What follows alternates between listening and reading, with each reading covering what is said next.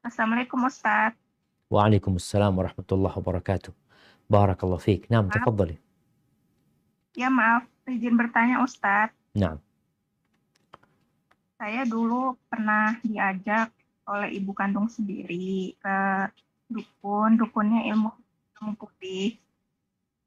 Cuman nggak sengaja karena tidak tahu bahwa orang tersebut adalah dukun karena berpakaian seperti orang alim. Tapi saat ini dukunnya sudah meninggal. Apakah saya harus taubat nasuha? Naam. Ibu masih Dan ada? ada pertanyaan lagi Ustadz. Enggak, ibunya masih ada? Ibunya masih ada. Alhamdulillah. Naam. Iya, silakan pertanyaan selanjutnya. Pertanyaan selanjutnya mau tanya, misal ada seorang remaja yang pernah terjadi kasus pelecehan seksual.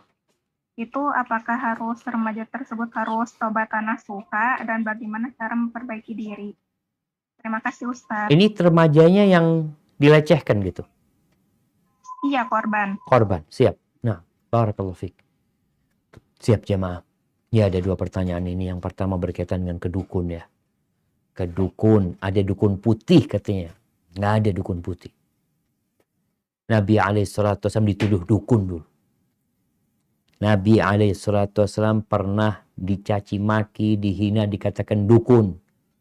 Maka Allah Azza wa Jalla mengatakan, وَمَا هُوَ بِقَوْلِ كَاهِنٍ قَلِيلًا مَا تَذَكَّرُونَ. Enggak, ucapan itu bukan ucapan dukun. Maka kok sekarang ada orang bangga jadi dukun.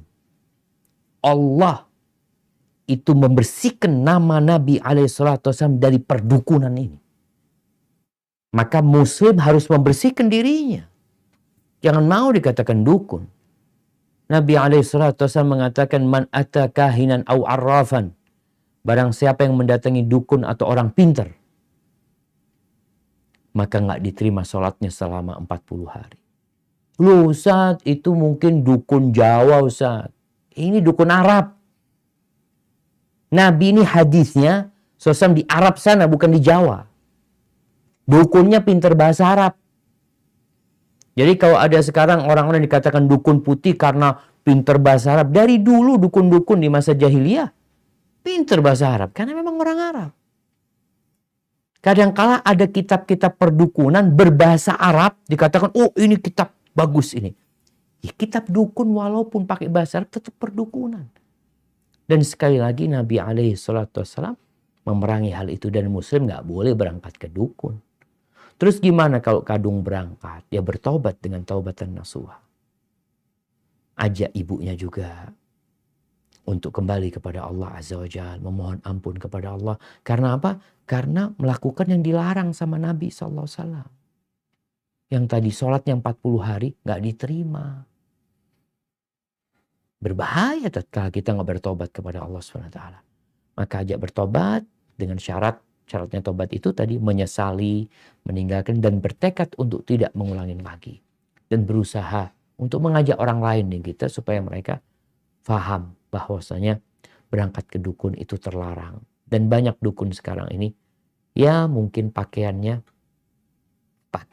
seperti ustaz. Mungkin dia juga berzikir. Ya dulu kalau dukun di Arab ya mungkin ya sama lah. Bahkan fasih berbahasa Arab. Baik, pertanyaan yang kedua berkaitan dengan korban pelecehan seksual. Sebelum bicara korban ini, Ana masih ingat ya, dulu ada di televisi itu acara tentang kriminal.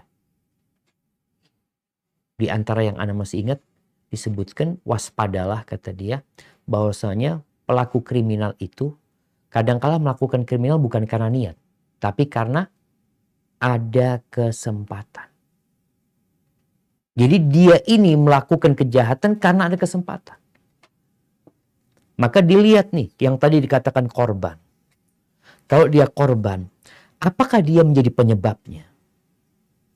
Karena ada perempuan-perempuan tadi yang tidak menutup auratnya, berduaan dengan laki-laki yang bukan mahramnya. Yang itu menjadi penyebab sebenarnya orang melakukan pelecehan. Kemarin ada pertanyaan juga bagaimana kondisi anak yang na'udzubillah sempat mau diperkosa sama bapaknya. Maka ini jadi perhatian kita bersama. Seorang anak ketika di rumah, tolong pakai pakaian yang sopan. Anak-anak itu dikasih pakaian, jangan sampai keluar rumah kadang kala telanjang, nggak pakai baju ya, karena masih kecil. Ingat, setan nggak pernah tidur siang.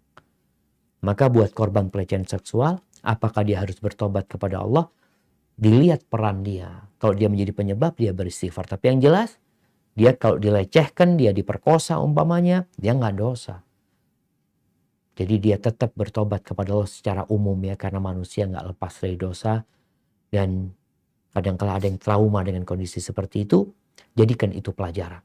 Berbaik sangka sama Allah, ada masa depan yang cerah buat engkau insya Allah. Barakallahu fikum.